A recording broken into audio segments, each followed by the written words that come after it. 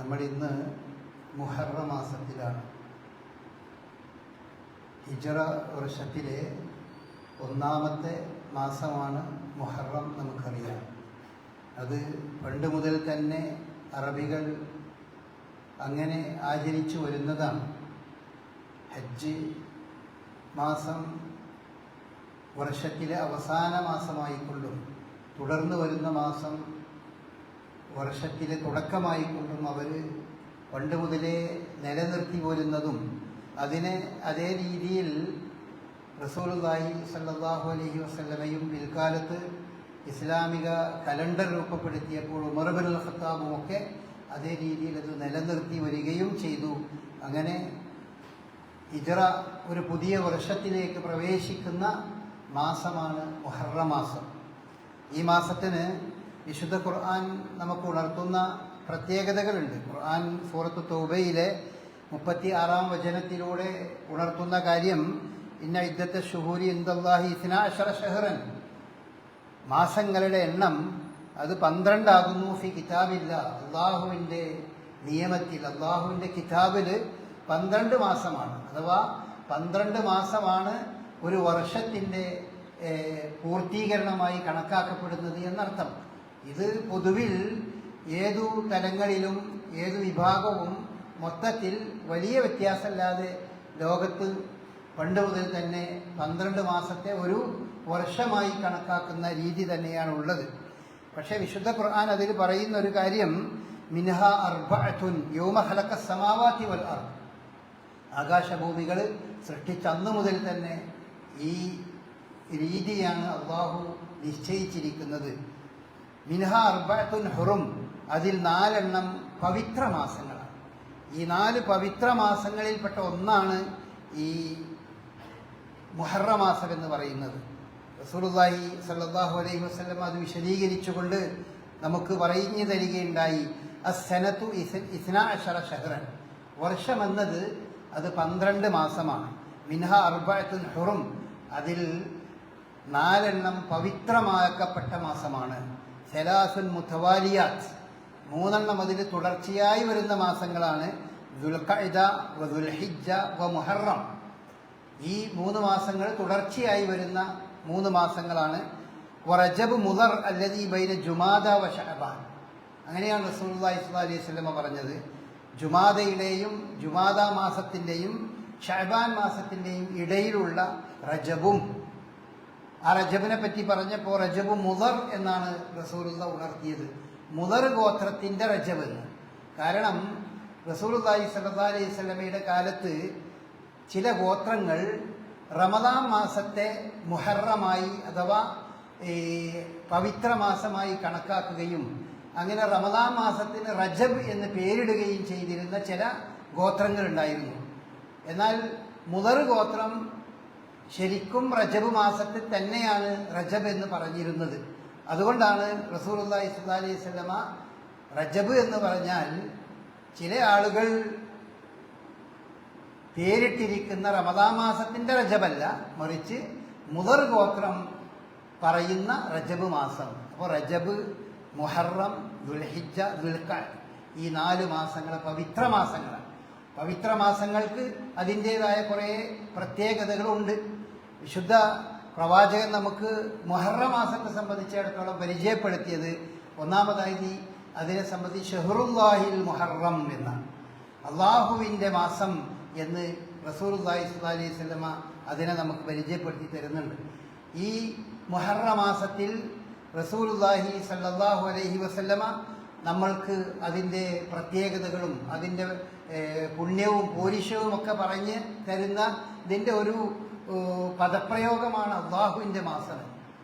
എന്നാൽ ഈ മുഹറം മാസത്തെപ്പറ്റി മുസ്ലിം സമൂഹത്തിൽ, പ്രത്യേകിച്ചും നമ്മുടെ നാടുകളിലൊക്കെ നിലനിൽക്കുന്നത് വളരെ മോശമായ ചില വിശ്വാസങ്ങളും അതുപോലെ തന്നെ ചില അന്ധവിശ്വാസങ്ങളുമാണ് നിലനിൽക്കുന്നത്.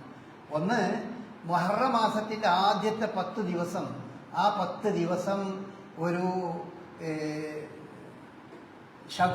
ദുശകുനത്തിൻ്റെ ദിവസങ്ങളാണ്. എന്ത് ചെയ്താലും ആ 10 ദിവസത്തിൻ്റെ ഇടയ്ക്ക് എന്ത് സംഗതികൾ നടന്നാലും അതിനൊരു നന്മ ഉണ്ടാകില്ല, അത് പരാജയമായിരിക്കും എന്നൊരു വിശ്വാസം മുസ്ലിങ്ങളുടെ ഇടയിൽ കടന്നുകൂടിയിട്ടുണ്ട്. അതിന് നയസിന്റെ മാസം എന്നാണ് പറയാം. ചില കലണ്ടറുകളിലൊക്കെ അങ്ങനെ തന്നെ രേഖപ്പെടുത്തി കാണാൻ കഴിയും. ഈ നയസിന്റെ മാസം എന്ന് പറയുന്നത് കൊണ്ട് തന്നെ നമ്മുടെ നാട്ടിൽ സാധാരണ മുസ്ലിം സമൂഹത്തിൽപ്പെട്ട ബഹുഭൂരിപക്ഷം ആളുകളും ഈ മുഹറം 1 മുതൽ 10 വരെ അവര് കല്യാണങ്ങളോ മറ്റെന്തെങ്കിലും വ്യവഹാരങ്ങളോ കച്ചവടം തുടങ്ങലോ ഷോപ്പ് ഉദ്ഘാടനമോ ഇങ്ങനത്തെ സംഗതികളൊന്നും അവർ നടത്തൂല. കാരണം അവർ വിശ്വസിക്കുന്നത് മുഹറം 10ന്റെ ഇടയ്ക്ക് നടത്തിയാൽ അത് പരാജയമായിരിക്കും, അത് വിജയിക്കൂല എന്നൊരു അന്ധവിശ്വാസം ആണ് യഥാർത്ഥത്തിൽ അവരെ അതിന് നയിക്കുന്നത്. ആ അന്ധവിശ്വാസത്തിന്റെ അടിസ്ഥാനത്തിൽ അങ്ങനെ വിശ്വസിച്ച് പോരുകയും ഇപ്പോൾ നമ്മൾ തന്നെ ആലോചിച്ച് നോക്കിയാൽ മതി. ഇപ്പോൾ ഇന്ന് മുഹറം 9 മുഹറം 10 എന്ന് പറഞ്ഞാൽ നാളെയോടുകൂടി മുഹറം 10 ഈ ദിവസത്തിൽ ഇതിൻ്റെ ഇടയ്ക്ക് ഞായറാഴ്ചയും മറ്റൊക്കെ എല്ലാ ഞായറാഴ്ചയും കല്യാണങ്ങളും മറ്റൊക്കെ നടക്കാറുണ്ടല്ലോ. പക്ഷേ ഈ കഴിഞ്ഞ മുഹറം മാസത്തിൽ അങ്ങനത്തെ ഒരു സംഭവത്തെ സംബന്ധിച്ച് നമ്മുടെ സമൂഹം ആലോചിക്കൂല. കാരണം അവർ വിചാരിക്കുന്നത് അത് ഗുണമല്ല, അതൊക്കെ അന്ധവിശ്വാസമാണ്, യാതൊരു അടിസ്ഥാനമില്ലാത്ത വിശ്വാസങ്ങളാണ്. ഇങ്ങനത്തെ എല്ലാ അന്ധവിശ്വാസങ്ങളെയും റസൂലുള്ളാഹി സ്വല്ലല്ലാഹു അലൈഹി വസല്ലമ നിരാകരിച്ചത് നമുക്ക് ഹദീസുകളിലൂടെ നമുക്ക് കാണാൻ കഴിയും. റസൂലുള്ളാഹി അന്ധവിശ്വാസത്തെ പാടെ നിരാകരിച്ചിട്ടുണ്ട്. അതുകൊണ്ട് മുസ്ലിം സമൂഹത്തിൽ ധാരാളം അന്ധവിശ്വാസങ്ങൾ ഇതേ രീതിയിലുണ്ട്. ശകുനത്തെ പറ്റിയും ദുശകുനത്തെ സംബന്ധിച്ചും അതുപോലെ തന്നെ ഓരോ കാര്യങ്ങളിലും ഒരുപാട് ഇത്തരം അന്ധവിശ്വാസങ്ങളുണ്ട്.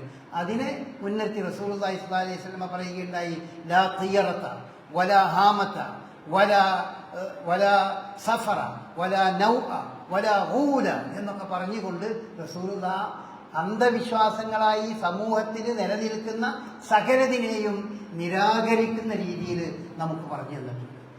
ഒന്ന്, ഈ രോഗം എന്നത് ഒരാൾക്ക് മറ്റൊരാൾക്ക് പകർന്നു കൊടുക്കാൻ പറ്റുന്ന ഒന്നാണ് എന്ന് ഈ രോഗത്തെ പറ്റിയുള്ള ചില അന്ധവിശ്വാസങ്ങൾ ആളുകളുടെ ഇടയിലുണ്ട്. റസൂലുള്ളാഹി പറഞ്ഞു അങ്ങനെയൊന്നും ഇല്ല, അങ്ങനത്തെ ഒരു പരിപാടി തന്നെ യഥാർത്ഥത്തിലില്ല. അതുപോലെ പക്ഷിരക്ഷണം നോക്കിയിട്ടാണ് പല ആളുകളും പല കാര്യങ്ങളും നോക്കിയിരുന്നത്. ഒരു പ്രാവിനെയോ മറ്റോ ഒന്ന് രാവിലെ എഴുന്നേൽക്കുമ്പോൾ തന്നെ പ്രാവിനെ അങ്ങോട്ട് പുറത്തേക്ക് വിടും. അത് വലതു ഭാഗത്തേക്ക് പറഞ്ഞാൽ ഇന്ന് നല്ല ദിവസമാണെന്ന് നമുക്ക് പുറപ്പെടാൻ വിചാരിക്കും. ഇടതു ഭാഗത്തേക്ക് പറഞ്ഞാലോ ഇന്ന് വേണ്ട, നമുക്ക് നാളെ പോകാം എന്ന് വിചാരിക്കും. അല്ലെങ്കിൽ നമുക്ക് കുറച്ച് കഴിഞ്ഞ ശേഷം പോകാം. ഒരു കാറെടുത്ത് മുന്നോട്ട് പോകുമ്പോൾ, കാറ് സ്റ്റാർട്ടാക്കി പോകുമ്പോൾ ഒന്ന് ബാക്കൊക്കെ എടുത്തിട്ടില്ലെങ്കിൽ അതിനെന്തോ കുഴപ്പമുണ്ടാകും എന്ന് വിചാരിക്കുന്ന ആളുകളുണ്ട്. അതിനൊരു ശാസ്ത്രീയമായ സംഗതിയൊന്നുമല്ല, മറിച്ച് അങ്ങനെ ഒന്ന് ബാക്കിലേക്ക് എടുക്കും. അതുപോലെ തന്നെ കാറിന്റെ മുമ്പിലൂടെ ഏതെങ്കിലും ഒരു പൂച്ച, കറുത്ത പൂച്ച അഥവാ നമ്മളുടെ ബൈക്കിന്റെയോ കാറിന്റെയോ മുമ്പിലൂടെയൊക്കെ ഒന്ന് അങ്ങോട്ട് ക്രോസ് ചെയ്താൽ അന്നത്തെ യാത്ര അവസാനിപ്പിക്കുന്ന ആളുകൾ. ചില ദിവസങ്ങൾക്ക് അങ്ങനെ കാണിക്കുന്ന ആളുകളുണ്ട്. ചൊവ്വാഴ്ച ദിവസം നമ്മൾ പുറത്തു പോയാൽ ഒന്നും ശരിയാവില്ല. അതുകൊണ്ട് തന്നെ ഈ വിശ്വാസമില്ലാത്ത ആളുകൾക്ക് ട്രെയിൻ ടിക്കറ്റും ഫ്ലൈറ്റ് ടിക്കറ്റും ഒക്കെ ചൊവ്വാഴ്ച പൊതുവിൽ കുറച്ചുകൂടി സൗകര്യമായി അതിന് റഷ് കുറയും. കാരണം ഇങ്ങനത്തെ അന്ധവിശ്വാസമുള്ളത് മുസ്ലിങ്ങളുടെ ഇടയിലും അമുസ്ലിങ്ങളുടെ ഇടയിലൊക്കെ ധാരാളം ഉണ്ട്. ആ അന്ധവിശ്വാസത്തിന്റെ അടിസ്ഥാനത്തിൽ അവരന്ന് ചൊവ്വാഴ്ച പല സംഗതികൾക്കും മുതിർന്നു പോവുകയില്ല. അപ്പൊ അതുകൊണ്ട് അവിടെ ഒഴിവുണ്ടാവും അങ്ങനെ വിശ്വസിക്കുന്ന ആളുകൾ. അതുകൊണ്ട് റസൂലുള്ളാഹി സ്വല്ലല്ലാഹു അലൈഹി വസല്ലമ അങ്ങനത്തെ അന്ധവിശ്വാസങ്ങളെ പാടെ നിരാകരിച്ചത് നമുക്ക് കാണാൻ കഴിയും. വല സഫറ, അത് റസൂലിന്റെ കാലത്തുണ്ടായിരുന്ന ചില മാസങ്ങളെ പറ്റി ഉണ്ടായിരുന്ന അന്ധവിശ്വാസങ്ങളുണ്ട്. സഫർ മാസത്തെ പറ്റി ഇങ്ങനെ ഉണ്ടായിരുന്നു. അതുപോലെ തന്നെ ആയിഷ റളിയല്ലാഹു അൻഹ ഉദ്ധരിക്കുന്ന ഒരു ഹദീസിൽ നമുക്ക് കാണാൻ കഴിയും. ആയിഷ റളിയല്ലാഹു അൻഹ പറയുകയുണ്ടായി, ആളുകൾക്ക് ചില ആളുകൾ ഇങ്ങനെ ജാഹിലിയ കാലം മുതൽ നിലനിർത്തി പോകുന്ന ചില അന്ധവിശ്വാസമുണ്ട്. ചൊവ്വാൽ മാസത്തിൽ കല്യാണം നടന്നാൽ അതിനൊരു ഗുണം പിടിക്കൂല എന്നുള്ള വിശ്വാസമുണ്ട്. അതിനെപ്പറ്റി കേട്ടപ്പോൾ ആയിഷ റളിയല്ലാഹു അൻഹ പറയുണ്ടായി, എൻ്റെ കല്യാണം നടന്നത് ചൊവ്വാലാണ്, ഞാനും നബിയും തമ്മിൽ വീട് കൂടിയത് പുതുക്കം നടന്നത് അതും ചൊവ്വാൽ മാസത്തിലാണ്. ഇന്നെക്കാൾ സൗഭാഗ്യവതിയായ മറ്റാരാണുള്ളത് എന്ന് ആയിഷ റളിയല്ലാഹു അൻഹ ചോദിച്ചു. അങ്ങനെയൊന്നുമില്ല, ഇന്ന ദിവസം നല്ലത്. ഇപ്പോൾ നമ്മൾ ഒരു ആക്സിഡന്റ് നടന്നപ്പോൾ അഥവാ ഒരു വിമാന ദുരന്തം നടന്നപ്പോൾ അതിലേതോ ഒരു സീറ്റിൽ ഉള്ള ആൾ രക്ഷപ്പെട്ടു എന്നൊക്കെയാണ് പറയണത്. രക്ഷപ്പെട്ടതാണോ അല്ലേ എന്നൊക്കെ തർക്കമുണ്ട്. ഏതായാലും ഇന്ന സീറ്റിലായിരുന്നു ആൾ ഇരുന്നിരുന്നത്, ഇത്രാം നമ്പർ സീറ്റിലാണ് ഇരുന്നത്, അതുകൊണ്ട് ആ നമ്പർ സീറ്റ് അത് ഭാഗ്യ സീറ്റാണ്.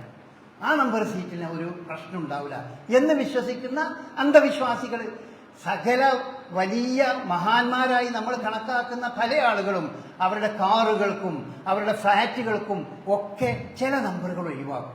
ചില വലിയ വലിയ ഹോട്ടലുകളുണ്ട്, ആ ഹോട്ടലുകളിൽ ചില നമ്പർ ഉണ്ടാവില്ല. 10 കഴിഞ്ഞാൽ പിന്നെ 12 ആയിരിക്കും. അത് ഉദാഹരണമായി പറയാണ്. 11 ഉണ്ടാവില്ല. കാരണം 11ാം നമ്പർ എന്ന് പറഞ്ഞാൽ അത് നിർഭാഗ്യത്തിന്റെ നമ്പറാണെന്ന് വിശ്വസിക്കുക. അങ്ങനെ ചില നമ്പറുകളെ സംബന്ധിച്ച് അത് ഭാഗ്യ നമ്പറാണെന്നും ചില നമ്പറുകളെ പറ്റി അത് നിർഭാഗ്യ നമ്പറുകളാണ് എന്നൊക്കെ വിശ്വസിക്കുന്നത് കടുത്ത അന്ധവിശ്വാസമാണ്. അതിന് മതത്തിന്റെയോ ശാസ്ത്രത്തിന്റെയോ യാതൊരു പിൻബലമില്ല. കുറേ ആളുകൾ വെറുതെ പറഞ്ഞ് പ്രചരിപ്പിച്ച കുറേ സംഭവങ്ങളാണ് ഇതൊക്കെ. മുഹറം മാസവുമായി ബന്ധപ്പെട്ട് ഇങ്ങനത്തെ ഒരുപാട് അന്ധവിശ്വാസങ്ങളുണ്ട്.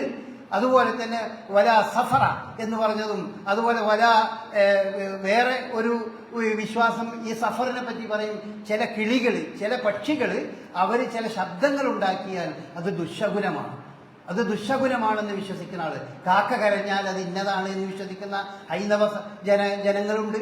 അതുപോലെ തന്നെ കുറ്റിച്ചൂളാൻ എന്ന് പറയുന്ന ഒരു പക്ഷി, അത് അതിൻ്റെതായ ശബ്ദം പുറപ്പെടുവിക്കും. കുറ്റിച്ചൂളാൻ കരഞ്ഞാൽ അത് എന്തോ അപകടത്തെ കൊണ്ടുവരികയാണ്. അല്ലെങ്കിൽ കൂമൻ ഒന്ന് കുറുകിയാൽ. ഇങ്ങനെ അന്ധവിശ്വാസങ്ങൾ കൊണ്ട് നിബിഡമാണ് മുസ്ലിം സമൂഹം എന്ന് മാത്രമല്ല എല്ലാ സമൂഹങ്ങളും അങ്ങനെ തന്നെയാണ്. അതുപോലെ വല നൗ റസൂലുള്ളാഹി പറഞ്ഞു, ഈ നക്ഷത്രങ്ങൾ കൊണ്ട് നക്ഷത്രങ്ങൾക്ക് എന്തെങ്കിലും കാര്യങ്ങൾ നിർവഹിക്കാൻ കഴിയും എന്നുള്ള വിശ്വാസം കടുത്ത അന്ധവിശ്വാസമാണ്. ഇന്ന് ആധുനിക ലോകം തന്നെ ഈ വാരഫലം എന്ന് പറയുന്ന സംഗതി, വാരഫലം എന്ന് പറയുന്നത് അന്ധവിശ്വാസത്തിന്റെ കൂടാരമാണ്. ഇന്ന നക്ഷത്രത്തിൽ ജനിച്ച ആളാണെങ്കിൽ ഇന്ന ദിവസം ജനിച്ച ആൾക്ക് അത് ഇങ്ങനെയാണ്. അതല്ലെങ്കിൽ ഇന്ന ഈ ചൊവ്വാദോഷം എന്നൊക്കെ പറയുന്നത് അതിൻ്റെ പേരിൽ ഈ ചൊവ്വാദോഷത്തിന്റെ കെടുതി അനുഭവിക്കുന്ന എത്ര സ്ത്രീകളുണ്ട്, എത്ര പുരുഷന്മാരുണ്ട് ഹൈന്ദവ സുഹൃത്തുക്കളുടെ ഇടയിലൊക്കെ ധാരാളം. കാരണം ചൊവ്വാദോഷം കല്യാണാലോചന വരുമ്പോൾ അവർ ആദ്യം തന്നെ ചൊവ്വാദോഷം ആണെന്ന് പറഞ്ഞാൽ പിന്നെ വിവാഹം കഴിക്കും. ഇങ്ങനത്തെ നമ്മളെ മാസങ്ങളെ പറ്റിയും അതുപോലെ തന്നെ നക്ഷത്രത്തെ കണക്കാക്കിക്കൊണ്ടുള്ള ഒരുപാട് അന്ധവിശ്വാസങ്ങൾ. വലാഊല റസൂലുള്ളാഹി പറഞ്ഞു, ഈ പൊട്ടിച്ചൂട്ട് എന്ന് പറഞ്ഞ സംഗതി ഇല്ല, പ്രേതം എന്ന് പറഞ്ഞ സംഗതി ഇല്ല. അങ്ങനെ ചില ആളുകളുണ്ട്. മരിച്ചു കഴിഞ്ഞാൽ, പ്രത്യേകിച്ചും ആത്മഹത്യയൊക്കെ ചെയ്തു കഴിഞ്ഞാൽ അവിടെ ഇങ്ങനെ ആത്മാവ് അവിടെ ഇങ്ങനെ ഉഴഞ്ഞ് നടക്കും, അത് പിന്നെ മറ്റുള്ളവരിലേക്ക് പ്രവേശിക്കും, വരും എന്നൊക്കെയുള്ള അന്ധവിശ്വാസങ്ങൾ. റസൂലെന്ന് പറഞ്ഞ പോലെ ഹൂല, അങ്ങനെ ഒരു പൊട്ടിച്ചൂട്ടെന്നോ അങ്ങനെ ഊല് കോത്താമ്പി എന്നൊക്കെ നമ്മൾ കുട്ടികളെ പറഞ്ഞ് പേടിപ്പിക്കുന്ന കാര്യങ്ങളുണ്ടല്ലോ, അങ്ങനെയൊന്നും ഇല്ല. അപ്പൊ ഈ പദപ്രയോഗങ്ങളുടെയൊക്കെ പ്രത്യേകതകൾ എന്താ, അത്ര കൃത്യമായിട്ടാണ് റസൂലുള്ളാഹി സ്വല്ലല്ലാഹി അലൈഹി വസല്ലം പറഞ്ഞത്. അതാണ് മുഹറം പറയുമ്പോൾ നമ്മളുടെ ആളുകളുടെ ഇടയിൽ അങ്ങനെ കുറേ ധാരണകളെ നമ്മൾ തിരുത്തി കുറിക്കേണ്ടതുണ്ട്. മറ്റൊന്ന്, മുഹറം മാസത്തിൽ നമ്മെ സംബന്ധിച്ചിടത്തോളം, വിശ്വാസികളെ സംബന്ധിച്ചിടത്തോളം ഏറ്റവും പ്രധാനപ്പെട്ടത് അവരുടെ മുഹറം മാസത്തിൽ റസൂലുള്ളാഹി സ്വല്ലല്ലാഹു അലൈഹി വസല്ലമ ശർആക്കി നമുക്ക് നിർണയിച്ചു തന്ന ആശൂറ നോമ്പാണ്. ആശൂറ നോമ്പ് എന്ന് പറഞ്ഞാൽ മുഹറം 10ന്റെ നോമ്പാണ്. ഈ മുഹറം 10ന്റെ നോമ്പിനെ പറ്റി റസൂലുള്ളാഹി സ്വല്ലല്ലാഹു അലൈഹി വസല്ലം പറഞ്ഞത്, അത് നിങ്ങളുടെ ഒരു വർഷത്തെ, കഴിഞ്ഞ ഒരു വർഷത്തെ ചെറുപാപങ്ങൾ അത് നിങ്ങൾക്ക് കുറച്ചു തരും. അപ്പൊ സാധാരണ റസൂലുള്ളാഹി ഹദീസുകൾ നമുക്ക് കാണാൻ കഴിയും, അൽ ജുമുഅത്തു ഇലൽ ജുമുഅ വ റമദാൻ ഇലാ റമദാൻ, ജുമുഅ മുതൽ ജുമുഅ വരെ, റമദാൻ മുതൽ റമദാൻ വരെ, ഒരു ഉംറ മുതൽ അടുത്ത ഉംറ വരെ ഉള്ള പാപങ്ങൾ അവർ കൊടുക്കും എന്ന് പറഞ്ഞാൽ ഉദ്ദേശിക്കുന്നത് അത് ചെറുപാപങ്ങളാണ്. കാരണം ഈ ചെറുപാപങ്ങൾ എന്ന് പറയുന്നത് നമ്മൾ അറിഞ്ഞും അറിയാതെയും ഒക്കെ നമ്മൾ അങ്ങാടിയിൽ കൂടെ നടന്നു പോകുമ്പോഴോ 4 ആളുകൾ കൂടിയിരുന്ന് സംസാരിക്കുമ്പോഴോ അങ്ങനെ ഏത് സന്ദർഭത്തിലും നമ്മളിൽ ഇങ്ങനെ പാപങ്ങൾ ഇങ്ങനെ കയറി വരും. ഇപ്പോൾ നമ്മൾ പത്രം വായിക്കുകയാണെങ്കിൽ, TV കാണുകയാണെങ്കിൽ, മറ്റുള്ളവരോട് സംസാരിക്കുമ്പോൾ, യാത്ര പോകുമ്പോൾ ഒക്കെ പാടില്ലാത്ത പലതും നമ്മൾ അറിഞ്ഞോ അറിയാതെയോ ഒക്കെ നമ്മുടെ ജീവിതത്തിലേക്ക് പല രീതിയിൽ കടന്നു വരുന്നുണ്ടാവും. ഇതൊക്കെ ചെറുപാപങ്ങളായിട്ടാണ് കണക്കാക്കപ്പെടുക. അങ്ങനത്തെ പാപങ്ങളിൽ നിന്നൊക്കെ നമുക്ക് മുക്തമാകാൻ കഴിയുന്ന ഒരു നോമ്പാണ് ആശൂറ നോമ്പ്, മുഹറം 10ന്റെ നോമ്പ്. മുഹറം 10ന് നടക്കുന്ന നോമ്പ്. അതിനെ പറ്റി റസൂലുള്ളാഹി സ്വല്ലല്ലാഹി അലൈഹി വസല്ലം അറിഞ്ഞപ്പോൾ, അത് ജൂതന്മാരും ആ നോമ്പ് അനുഷ്ഠിക്കുന്നു എന്ന് അറിഞ്ഞപ്പോൾ അവരെന്തിനാ നോമ്പ് അനുഷ്ഠിക്കുന്നത് ചോദിച്ചു. അപ്പോൾ പറഞ്ഞു, ഫിർഔൻ കൊല്ലപ്പെട്ടത് ആ ദിവസം. ഫിർഔൻ കൊല്ലപ്പെട്ടത് മുഹറം 10നാണ്. വളരെ റസൂലുള്ള പറഞ്ഞു ഫിർഔൻ കൊല്ലപ്പെട്ടതിന്റെ വിഷയം അത് നിങ്ങളെക്കാൾ കൂടുതൽ അതിൽ സന്തോഷിക്കുകയും മൂസാ നബിക്കുണ്ടായ ആ വിജയത്തിൽ ആഹ്ലാദിക്കുകയും ചെയ്യേണ്ടവർ ഞങ്ങളാണല്ലോ. അപ്പോ റസൂലുള്ള പറഞ്ഞു ഞാൻ ജീവിച്ചിരിക്കുമെങ്കിൽ അടുത്ത വർഷം ഞാൻ 9 നോൽക്കും. 10 പുറമെ ഈ ജൂതന്മാരുടെ നടപടിക്ക് വ്യത്യസ്തമായ രീതിയിൽ 9 ഞാൻ നോൽക്കും എന്ന് റസൂലുള്ള പറഞ്ഞു. റസൂലുള്ള നോറ്റിട്ടില്ലെങ്കിലും അങ്ങനെ മുഹറം 10 ഫിർഔൻ മുക്തിക്കൊല്ലപ്പെട്ട ദിവസം കൂടി അത് മുഹറം 10 ഫിർഔനെ സംബന്ധിച്ചിടത്തോളം അദ്ദേഹം വിശുദ്ധ ഖുർആൻ പറഞ്ഞ അങ്ങനെയാണ്, ഒരു വിഭാഗത്തെ അടിച്ചമർത്തിക്കൊണ്ട് ഭരണം നടത്തിയ ഭരണാധികാരിയായിരുന്നു അദ്ദേഹം. യുസബ്ബിഹു അബ്നാഅഹും വയസ്തഹീ നിസാഅഹും, അവരെ തലമുറകളെ നശിപ്പിച്ച മനുഷ്യനാണ്. തലമുറകളെ നശിപ്പിക്കുക, കുട്ടികളെ മുഴുവൻ കൊന്നൊടുക്കുക, സ്ത്രീകളെ അപമാനിക്കുക, ജീവിക്കാൻ വിടുന്ന സ്ത്രീകളെ തന്നെ പീഡിപ്പിച്ചുകൊണ്ടും അത് മറ്റ് പല രീതിയിലും അവരെ അടിമകളാക്കിക്കൊണ്ട് ആ നാട് ഭരിച്ചൊരു സ്വച്ഛാധിപതിയായ ഒരു ഭരണാധികാരിയായിരുന്നു ഫിർഔൻ. ഇന്നഹു കാന മിനൽ മുഫ്സിദീൻ, നാട്ടിൽ ഫസാദ് ഉണ്ടാക്കുകയായിരുന്നു അദ്ദേഹം ചെയ്തിരുന്നത്. ആ ഫിർഔൻ അദ്ദേഹം മുക്തിക്കൊല്ലപ്പെടുകയാണ് ചെയ്തത്. സൂറത്ത് യൂനുസിൽ അല്ലാഹു സുബ്ഹാനഹു വ തആല ആ അദ്ദേഹത്തിന്റെ മരണത്തിന്റെ ഭാഗമെടുത്ത് പറയുന്നുണ്ട്. ഏത് മനുഷ്യനും അവൻ ഈ ലോകത്തോട് വിട പറയുന്ന സന്ദർഭം വരെ അവരുടെ എല്ലാ ഈ പേക്കൂത്തുകളും നിലനിൽക്കുള്ളൂ. ഏത് ഭരണാധികാരികളും ആലോചിക്കേണ്ട സംഗതിയാണത്. അതിനൊന്നും വലിയ ആയുസ്സില്ല. കുറച്ചു കാലമൊക്കെ എല്ലാവരെയും അടിച്ചമർത്തിക്കൊണ്ടും എല്ലാവരെയും മറ്റു പല രീതിയും പീഡിപ്പിച്ചുകൊണ്ടൊക്കെ ജീവിക്കാനും ഭരണം നടത്താനും ഒക്കെ എല്ലാവർക്കും സാധിക്കും. അതിനൊന്നും വലിയ ആയുസ് ഉണ്ടാവുകയില്ല. അദ്ദേഹം മരിക്കുന്ന രംഗം വിശുദ്ധ ഖുർആൻ സൂറത്ത് യൂനുസിലെ 90, 91, 92 ആയത്തുകളിൽ നമുക്ക് പറഞ്ഞു തരുന്നുണ്ട്. അദ്ദേഹം മരിക്കുന്ന അദ്ദേഹം ഇങ്ങനെ മുങ്ങിച്ചാകാൻ പോകുമ്പോ അദ്ദേഹം പറഞ്ഞു, ഖലാമൻതു അന്നഹു ലാ ഇലാഹ ഇല്ലാ അല്ലദീ ആമനത് ബിഹി ബനൂ ഇസ്രായീൽ. ബനൂ ഇസ്രായേലുകൾ വിശ്വസിക്കുന്ന, മൂസാ നബിയൊക്കെ വിശ്വസിക്കുന്ന ആ ഇലാഹിൽ, ആ ദൈവത്തിൽ ഞാനിതാ വിശ്വസിച്ചിരിക്കുന്നു. വഅന മിനൽ മുസ്ലിമീൻ, ഞാൻ മുസ്ലിമാണ് കേട്ടോ എന്ന് മരിക്കാൻ പോകുന്ന, വെള്ളം കുടിച്ച് മരിക്കാൻ പോകുന്ന ഘട്ടത്തിൽ അദ്ദേഹം പറഞ്ഞു എന്ന് വിശുദ്ധ ഖുർആൻ പറയുന്നുണ്ട്. എല്ലാവരെയും കഥ അങ്ങനെയാണ്. ഏത് നിരീശ്വരവാദിയാണെങ്കിലും, ഏത് ഇസ്ലാമിനെ അല്ലെങ്കിൽ ദൈവത്തെ ഏതർത്ഥത്തിലും നിരാകരിക്കുകയും എന്തും തോന്നിയ പോലെ ചെയ്യുന്ന ഏതാളുകളും മരണക്കിടക്കയിലെത്തുമ്പോ അവൻ ലൗലാ അഖർതനി ഇലാ അജലിൻ ലഅസദ്ദഖന്ന വഅകും മിനസ് സ്വാലിഹീൻ എന്ന് പറയുന്നതാണ്. പടച്ചോനെ ഒരു അവസരം കൂടി തരികയാണെങ്കിൽ ഞാൻ സാലിഹായി ജീവിച്ചോളാന്ന് എല്ലാവരും പറയുന്നതാണ്. നമുക്കറിയില്ല, നമുക്കത് കാണൂല. ആ എല്ലാ വലിയ വീമ്പ് പറഞ്ഞ് ഈ ഭൂമിയിൽ ജീവിച്ചവരൊക്കെ മരിക്കാൻ കിടക്കുന്ന സമയത്ത് ഞാൻ നന്നായിക്കോളാം എന്ന് പറയും. കാരണം അവർ നേരിട്ട് കാണുകയാണ്, മരണത്തെ നേരിട്ട് വരാൻ പോകുന്ന അവസ്ഥ അവർ കാണുകയാണ്. അങ്ങനെ ഫിർഔൻ പോലും, അതിനേക്കാൾ വലിയ സ്വച്ഛാധിപതി ഏതാണ് ഉണ്ടായിട്ടുള്ളത് ഭൂമിയിൽ, അദ്ദേഹം പോലും പറഞ്ഞു. പക്ഷേ ഖുർആൻ പറഞ്ഞു സമയം കഴിഞ്ഞു. അള്ളാഹു പറഞ്ഞു സമയം കഴിഞ്ഞു. അൽ ആൻ, ഇപ്പോഴാണോ? ഇതുവരെ നീ ധിക്കാരത്തിൽ നിലകൊള്ളുകയായിരുന്നല്ലോ. വകുന്ത മിനൽ മുഫ്സിദീൻ, ഈ സ്വച്ഛാധിപതിയായിക്കൊണ്ട് താന്തോന്നിയായി ജീവിക്കുകയല്ലായിരുന്നു. ഇപ്പോൾ അതിന്റെ സമയം കഴിഞ്ഞു. അഥവാ മരണക്കിടക്കയിൽ ഞാൻ നന്നാകാന്ന് പറഞ്ഞിട്ട് കാര്യമില്ല, അതതിന്റെ മുമ്പ് വേണം. ഈ പാഠം കൂടി നമുക്ക് ഈ മുഹറം 10 നമ്മെ പഠിപ്പിക്കുന്നുണ്ട്. അങ്ങനെ ഈ അർത്ഥത്തിൽ മുഹറം 10 എന്ന് പറയുന്നത് ഏറ്റവും പ്രധാനപ്പെട്ട ഒരു ദിവസമാണ്. പിന്നെ മുഹറം 10മായി വിശ്വാസികളായ നമ്മെ സംബന്ധിച്ചിടത്തോളം ഏറ്റവും പ്രധാനപ്പെട്ടത് അതിലെ നോമ്പാണ്. മുഹറം 10 അതുപോലെ മുഹറം 9 ബന്ധപ്പെട്ട നോമ്പ്. ഈ നോമ്പുമായി ബന്ധപ്പെട്ട് ഇന്ന് നമ്മളുടെ ഇടയിൽ ചില ആശങ്കകളും അല്ലെങ്കിൽ ചില അഭിപ്രായ വ്യത്യാസങ്ങളൊക്കെ ഉണ്ട്. ചില ആളുകൾ ഈ വെള്ളി ഇന്ന് 9 നാളെ 10 കണക്കാക്കുന്നുണ്ട്. സൗദി അറേബ്യ പോലെയുള്ള നാടുകളിൽ, ലോകത്തിലെ വിവിധ രാഷ്ട്രങ്ങളിൽ ഈ ദിവസം മാസപ്പിറവി ഉണ്ടായതിൻ്റെ അടിസ്ഥാനത്തിൽ ഇന്ന് 9 നാളെ 10 കണക്കാക്കുന്നുണ്ട്. വേറെ ചില ആളുകൾ കേരളത്തിൽ മാസപ്പിറവി ഉണ്ടായിട്ടില്ലെങ്കിലും തമിഴ്നാട്ടിലെവിടെ മാസപ്പിറവി ഉണ്ടായിട്ടുണ്ട്, അതുകൊണ്ട് നാളെ ശനി ഞായറാണ് 9, 10 കണക്കാക്കുന്നത്. വേറെ നമ്മുടെ കൂട്ടത്തിലുള്ള ബഹുഭൂരിപക്ഷം വരുന്ന മുസ്ലിങ്ങൾ അവർ നമ്മുടെ നാട്ടിലുള്ളവരധികവും മാസപ്പിറവി ഉണ്ടായിട്ടില്ല എന്ന് വിചാരിച്ച് എന്ന ഒരു അടിസ്ഥാനത്തിൽ ഞായറാഴ്ചയും തിങ്കളാഴ്ചയുമാണ് ഈ മുഹറം 9ഉം 10ഉം നിർണയിച്ചിട്ടുള്ളത്. ഈ അവസരത്തിൽ അപ്പോൾ അത് ഓരോരുത്തർക്കും അവരവർ ദിവസം 9ഉം 10ഉം കണക്കാക്കുന്നതിൽ അവരുടേതായ മാനദണ്ഡങ്ങളുണ്ട്.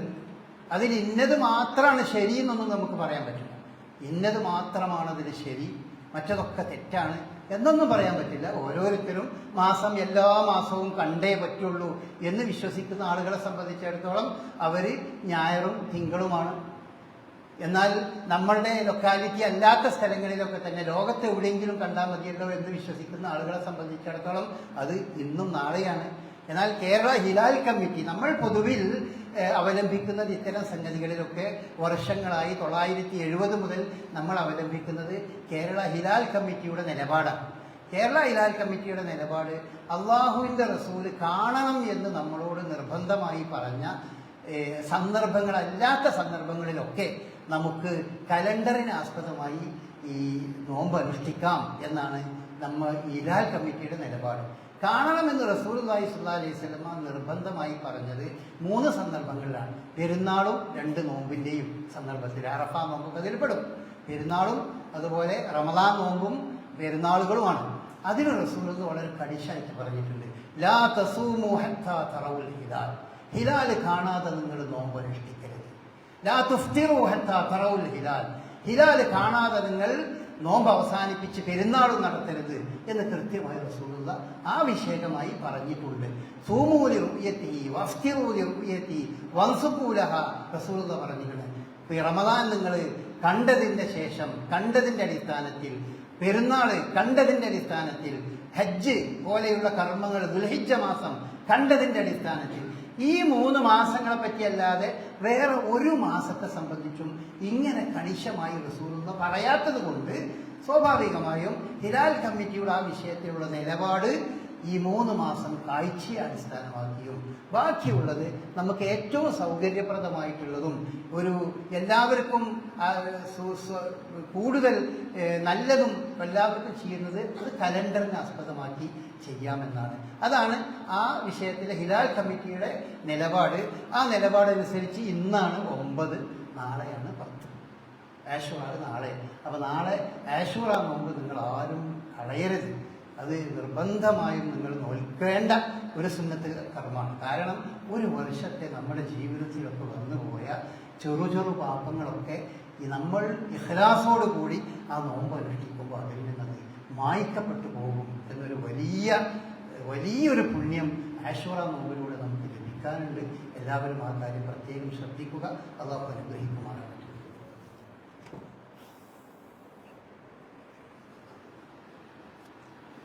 അൽഹംദുലില്ലാഹ് الذي هدانا لهذا وما كنا لنهتدي لولا أن هدانا الله. اللهم صل على محمد وعلى آل محمد كما صليت على إبراهيم وعلى آل إبراهيم إنك حميد مجيد. أما بعد، وإذ قالت أمة منهم لم تعظون قوما الله مهلكهم أو معذبهم عذابا شديدا قالوا معذرة إلى ربكم ولعلهم يتقون. സൂറത്തുൽ അഅറാഫിലെ 164-164 വചനത്തിൽ അല്ലാഹു സുബ്ഹാനഹു വ തആല നമുക്കൊരു കഥ പറഞ്ഞു തരുന്നുണ്ട്. അത് ശനിയാഴ്ച ദിവസം മീൻ പിടിക്കാൻ പോയ ഇസ്രായേൽ സന്തതികളിലെ നടന്ന ഒരു കഥയാണ്, സംഭവിച്ച കഥയാണ്. ആ കഥ നമുക്കറിയാം. ശനിയാഴ്ച മീൻ പിടിക്കാൻ പോയപ്പോൾ ഉണ്ടായ സംഭവം. ആ മീൻ പിടിക്കാൻ പോയ സന്ദർഭത്തിൽ അങ്ങനെ ഒരു തെറ്റിലേക്ക് അവർ നീങ്ങിയപ്പോൾ അവിടെ 3 തരം ആളുകളുണ്ടായി. ഒന്ന്, അത് ധിക്കരിച്ചുകൊണ്ട് തന്നെ ആ തെറ്റ് ചെയ്ത മീൻ പിടിക്കാൻ പോയത്, അതിന് ചില കുബുദ്ധികളൊക്കെ ഉപയോഗിച്ച് അന്ന് മീൻ പിടിച്ച ആളുകൾ. വേറെ ചില ആളുകൾ അത് പാടില്ലട്ടോ, ഇത് പടച്ചോൻ വിരോധിച്ചതാണ്, നിങ്ങൾ ചെയ്യരുത്, ഇത് വലിയ ശിക്ഷ കിട്ടുന്ന കാര്യമായി മാറൂട്ടോ എന്ന് ഉപദേശിച്ച ഉപദേശികൾ.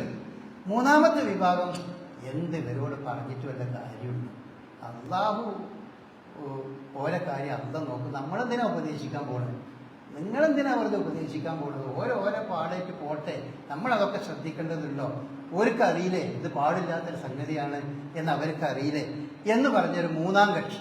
ആ അങ്ങനെയാണ് വിശുദ്ധ ഖുർആൻ നമുക്ക് പറഞ്ഞു, ഇത് കാലത്ത് ഉമ്മത്തും മിന്നും, അവരിൽ ഒരു വിഭാഗം പറഞ്ഞു ലിമ തഅിദൂന ഖൗമൻ, എന്തിനാ നിങ്ങൾ ഈ ആളുകളെ ഉപദേശിക്കാൻ പോകുന്നത്?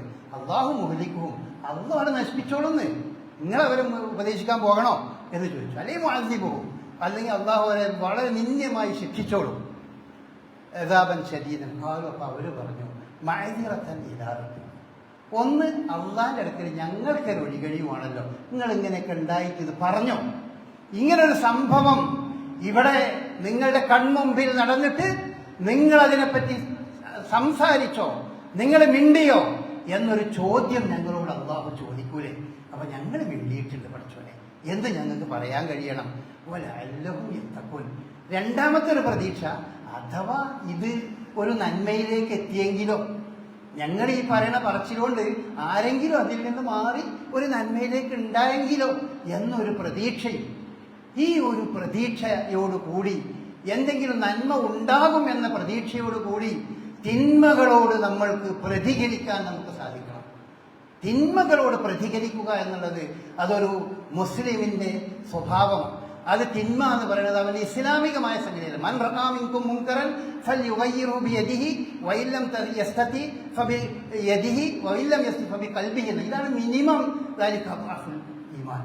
ഈമാൻ ഒരാളുടെ മനസ്സിലുണ്ടാകാൻ ഏറ്റവും ചുരുങ്ങിയത് ഒരു കാര്യം, മുൻകറായ ഒരു കാര്യം, ശരിയല്ലാത്ത, സാംസ്കാരിക വിരുദ്ധമായ, മോശപ്പെട്ട എന്ന് നമ്മൾ മനസ്സിലാക്കുന്ന ഒരു സംഗതി നമ്മുടെ കൺമുമ്പിൽ കണ്ടാൽ അത് നമ്മളോട് തടയാൻ കഴിയുമെന്ന് നോക്കണം. അവനാൻ്റെ വീട്ടിലോ അവനാൻ്റെ മക്കളിലോ ഒക്കെ കാണുമ്പോൾ ചിലപ്പോൾ നമുക്ക് അവരെ നിർബന്ധിച്ച് അതിൽ നിന്ന് തടയാൻ നമുക്ക് കഴിയും. അങ്ങനത്തെ സംഗതികൾ ഇപ്പോൾ വീട്ടിലേക്ക് കള്ളു കുടിച്ചോ ലഹരി അടിച്ചോ വേറെ രീതിയിലൊക്കെ മക്കളൊക്കെ വരുമ്പോൾ അവരെ അടിക്കാനും അവരെ ശാസിക്കാനും അവരെ തടഞ്ഞു വെക്കാനും ഒക്കെ ആ മാതാപിതാക്കൾക്ക് ചിലപ്പോൾ കഴിയും. നാട്ടുകാർക്ക് ഇതൊക്കെ കഴിഞ്ഞോളുന്നില്ല, നാട്ടുകാർക്ക് അത് ചെയ്യാൻ പറ്റില്ല, അത് നിയമവിരുദ്ധമാകും. അങ്ങനത്തെ സംഗതികൾ ചെയ്യും. പക്ഷെ എല്ലാവർക്കും ചെയ്യാൻ പറ്റുന്ന ഒരു സംഗതി, ഇങ്ങനത്തെ തെറ്റുകൾ, മുൻകറായ സംഗതികൾ കാണുമ്പോൾ അതിനെപ്പറ്റി സംസാരിക്കുക, അതിനെപ്പറ്റി പറയുക, അതെല്ലാവർക്കും ചെയ്യാൻ കഴിയുന്ന സംഗതി, എല്ലാവർക്കും ചെയ്യും. നമ്മുടെ നാട്ടിൽ പ്രത്യേകിച്ചും ഇന്ത്യ രാജ്യത്തിന്റെ ഭരണഘടന നമുക്ക് അനുവദിച്ചു തന്നൊരു കാര്യമാണ്. നമ്മൾക്ക് സ്വതന്ത്രമായി നമ്മുടെ വിയോജിപ്പുകൾ രേഖപ്പെടുത്താൻ ഈ രാജ്യത്തെ ഭരണഘടന നമുക്ക് അനുവാദം നൽകുന്നു. വിയോജിപ്പുകൾ രേഖപ്പെടുത്തണം. നമ്മൾ മതത്തിന്റെ എതിരെ എന്നല്ല, സംസ്കാരത്തിന് വിരുദ്ധമായി എന്ന് നമ്മൾ മനസ്സിലാക്കണം. നമ്മുടെ തലമുറകൾക്ക് ദോഷം വരുമെന്ന് മനസ്സിലാക്കുന്ന ഒരു കാര്യം കാണുമ്പോൾ അതിനെതിരെ പ്രതികരിക്കണം. ആ പ്രതികരിക്കുക എന്നുള്ളത് ഒരു ഇസ്ലാമിക മനസ്സാക്ഷിയുടെ ഭാഗമാണ്. ഈ സൂംബ ഡാൻസുകളെ സംബന്ധിച്ചൊക്കെ പറയുമ്പോൾ അതാണ് അവിടെ നമ്മൾ നിൽക്കേണ്ടത്. അതല്ലാതെ ഈ സൂംബ ഡാൻസ് എന്ന് പറയുന്നത് ഒരു എന്താണ് ആരോഗ്യ പരിരക്ഷണത്തിന് ഉപയോഗിക്കുന്ന ഒരു എക്സസൈസ്. എല്ലാവർക്കും അതിനേക്കാൾ നല്ല എക്സസൈസുകളും അതുപോലുള്ള എക്സസൈസൊക്കെ പലരും ചെയ്യുന്നതാണ്. അതല്ല, നമ്മളുടെ ചെറിയ കുട്ടികളിൽ തലമുറകളിലേക്ക് ഇത്തരം സംഗതികൾ കൊണ്ടുവരുമ്പോൾ അതിൽ അനാവശ്യമായ സംഗതികൾ കടന്നുകൂടുന്നുണ്ടെങ്കിൽ, ലിബറലിസത്തിന്റെ കോലണിഞ്ഞുകൊണ്ടാണ് അത് കടന്നു വരുന്നതെങ്കിൽ അതിനെപ്പറ്റി ഉണർത്തണം. ഇതിങ്ങനെ ഒരു അപകടം അതിലുണ്ട് കേട്ടോ എന്ന് പറയണം. അത് പറയുക എന്നത് ഇസ്ലാമിക മനസ്സാക്ഷിയുടെ ഒരു ഭാഗം തന്നെയാണ്. ഏറ്റവും ചുരുങ്ങിയത് ഇന്ത്യ രാജ്യത്ത് അതിനുള്ള സ്വാതന്ത്ര്യം നമുക്കുണ്ട്. അത് പറയുന്ന, അല്ലെങ്കിൽ അത് ആരെങ്കിലും പറഞ്ഞാൽ അവരെ ശിക്ഷിക്കുക എന്ന് പറയുന്നത് ഭരണകൂടത്തിന് ചെയ്യാൻ കഴിയുന്ന കാര്യമാണ്. ഏത് ഭരണകൂടവും അങ്ങനെ തന്നെയാണ്. ഭരണകൂടത്തിന് വിരുദ്ധമാണ് എന്ന് തോന്നുന്ന കാര്യങ്ങൾ ആരെങ്കിലുമൊക്കെ പറഞ്ഞു വരുമ്പോൾ അവർക്ക് അതിനെതിരെ ശിക്ഷാ നടപടി കൈക്കൊള്ളും. ശിക്ഷാ നടപടിയിൽ കൈക്കൊള്ളുന്നത് ആ ശിക്ഷാ നടപടി അത് ശരിയോ തെറ്റോ എന്ന് പറയാനുള്ള അതിനുള്ള അവകാശം മറ്റുള്ള ആളുകൾക്ക്, ഈ നാട്ടിലെ പ്രജകൾക്കുണ്ട്. വാസ്തവത്തിൽ ഇത്തരം സംഗതികളും ഇതിനേക്കാൾ വലിയ പ്രശ്നങ്ങൾ ഉണ്ടാകുമ്പോഴൊന്നും നടപടിയില്ലാത്തൊരു പ്രശ്നം, ഇത്തരം ഒരു പ്രശ്നത്തിൽ ഇങ്ങനെ ഒരു നടപടി ഉണ്ടാകുക എന്ന് പറഞ്ഞാൽ അതിലൊരു ഇരട്ടത്താപ്പിന്റെ വശം നമ്മൾ കാണുന്നു. ഏതായാലും സർക്കാരിൻ്റെതായ ന്യായങ്ങൾ ഉണ്ടാകും. സർക്കാരിനോട് ഏറ്റുമുട്ടാനൊന്നും നമ്മൾക്ക് ആർക്കും അവകാശമില്ല. കാരണം നമ്മൾ വോട്ട് ചെയ്ത് നമ്മൾ അധികാരത്തിലെത്തിയ ആളുകൾക്ക് അതിന്റെ സ്ഥാനം നൽകേണ്ടതുണ്ട്. നമ്മുടെ രാജ്യത്തെ മുഖ്യമന്ത്രി എന്ന് പറയുന്നത് ഏതെങ്കിലും ഒരു വിഭാഗത്തിന്റെ മുഖ്യമന്ത്രിയല്ല, എല്ലാവരുടെയും മുഖ്യമന്ത്രിയാണ്, എല്ലാവരുടെയും മന്ത്രിയാണ്. അവരുടെ പറയുന്നതിനും അവര് നമ്മോട് കൊണ്ടുവരുന്ന നിയമങ്ങളും അനുസരിക്കാൻ നമ്മൾ ബാധ്യസ്ഥരാണ്. പക്ഷേ അതിന് വിയോജിപ്പുള്ള സംഗതികൾ നമുക്ക് പറയണം. അത് പറയാൻ നമുക്ക് സ്വാതന്ത്ര്യമുണ്ട്. ആ സ്വാതന്ത്ര്യം അതൊരിക്കലും ഒരാളും ഹനിക്കുന്നത് ശരിയല്ല. അങ്ങനെ സ്വാതന്ത്ര്യം ഉപയോഗിച്ച് മുസ്ലിം സംഘടനകളിലും അതുപോലെ തന്നെ ഹൈന്ദവ സംഘടനകളിലും പെട്ട ആളുകൾ സൂംബ ഡാൻസിനെ സംബന്ധിച്ച് ആ സ്വാതന്ത്ര്യം ഉപയോഗിച്ച് പറഞ്ഞിട്ടുണ്ടെങ്കിൽ അതൊരു തെറ്റായ സംഗതിയല്ല. അതങ്ങനെ തന്നെയാണ് അത് വേണ്ടത്. അപ്പോഴേ നമ്മുടെ നാട്ടിലെ ജനാധിപത്യം നിലനിൽക്കുകയുള്ളൂ. ആ ജനാധിപത്യം അതിനെ മറ്റു പല രീതിയിലും വ്യാഖ്യാനിച്ചുകൊണ്ട് നമ്മൾ അതിനെ വിധി എഴുതുന്നത് ശരിയല്ല. അതിലൊരു വർഗീയതയുടെ വശമില്ല, അതിലൊരു മതസ്പർദ്ധയുടെ വശമൊന്നും ആ വിഷയത്തിലില്ല. അതൊക്കെ നമ്മൾ വളരെ മാന്യമായ രീതിയിൽ പരസ്പരം സംവദിക്കുന്നതിൻ്റെ ഭാഗമായി നമ്മൾ മനസ്സിലാക്കണം. അപ്പം അതുകൊണ്ട് സൂംബ ഡാൻസ് പോലെയുള്ള സംഗതികളെ പറ്റി ആലോചിക്കേണ്ടത് ഏറ്റവും പ്രധാനമായി അത് രക്ഷിതാക്കളാണ്. എൻ്റെ മക്കൾക്ക് അത് ഗുണകരമാകുമോ ഇല്ലേ, അതിനനുസരിച്ച് രക്ഷിതാക്കൾ അതിനനുസരിച്ച് തീരുമാനമെടുക്കേണ്ടതാണ്. അതാണ് ആ വിഷയത്തിൽ ചെയ്യുന്നത്. സർക്കാരിൻ്റെതായ നിലപാടുമായി മുന്നോട്ട് പോകേണ്ടി വരും. സർക്കാർ വളരെ ന്യായമായ രീതിയിൽ പറഞ്ഞു സൂംബ ഡാൻസ് എന്നത് അത് ആരെങ്കിലും അടിച്ചേൽപ്പിക്കുകയില്ല, അത് നിർബന്ധമില്ല എന്ന് പറഞ്ഞു. വളരെ നല്ലതാണ്, അങ്ങനെ പറഞ്ഞു. എല്ലാവരുടെയും സ്വാതന്ത്ര്യത്തെ വകവെച്ചു നൽകിയിട്ടുണ്ട്. ആ അർത്ഥത്തിൽ തന്നെ അടിച്ചേൽപ്പിക്കുകയില്ലെങ്കിൽ അവിടെ രക്ഷിതാക്കളപ്പോൾ അത് വേണോ വേണ്ടേ എന്ന് രക്ഷിതാക്കൾ തീരുമാനിക്കണം. സ്കൂളുകൾ അത് നടപ്പാക്കണോ നടപ്പാക്കണ്ടേ എന്നുള്ളത് സ്കൂളുകൾ തീരുമാനിക്കണം. അതിനൊക്കെ അവർക്ക് അവകാശമുണ്ട് എന്ന് നമ്മളുടെ സർക്കാർ നമ്മോട് പറഞ്ഞ് സ്ഥിതിക്കുകയും. ഏതായാലും അതൊരു ഗുണകരമായ സംഗതിയല്ല നമ്മുടെ സൊസൈറ്റിയിൽ ഉണ്ടാക്കുന്നത് എന്നുള്ളത് പൊതുവെ എല്ലാ മതബോധമുള്ള ഹിന്ദു, മുസ്ലിം, ക്രൈസ്തവ മതബോധമുള്ള ആളുകളൊക്കെ അത് ഉണർത്തിയിട്ടുണ്ട്. ആ ഉണർത്തലിന് അതിൻ്റെതായ ഫലമുണ്ട്. അത് ഏതർത്ഥത്തിലും ഗുണകരമായ കാര്യമാണ്. ഇസ്ലാമിനെ സംബന്ധിച്ചിടത്തോളം, മുസ്ലിങ്ങളെ സംബന്ധിച്ചിടത്തോളം അത്തരം കാര്യങ്ങൾ പറയുക എന്നുള്ളത്, അത് ഉണർത്തുക എന്നുള്ളത് അവരുടെ മതപരമായ ഒരു ബാധ്യത കൂടിയാണ് എന്ന് നമ്മൾ മനസ്സിലാക്കുക. അല്ലാഹു സുബ്ഹാനഹു വ തആല ശരിയായ രീതിയിൽ ദീൻ പഠിച്ച് മനസ്സിലാക്കി അതനുസരിച്ച് ജീവിക്കുന്ന സത്യവിശ്വാസികളുടെ കൂട്ടത്തിൽ നമ്മെ എല്ലാം ഉൾപ്പെടുത്തുമാറാകട്ടെ.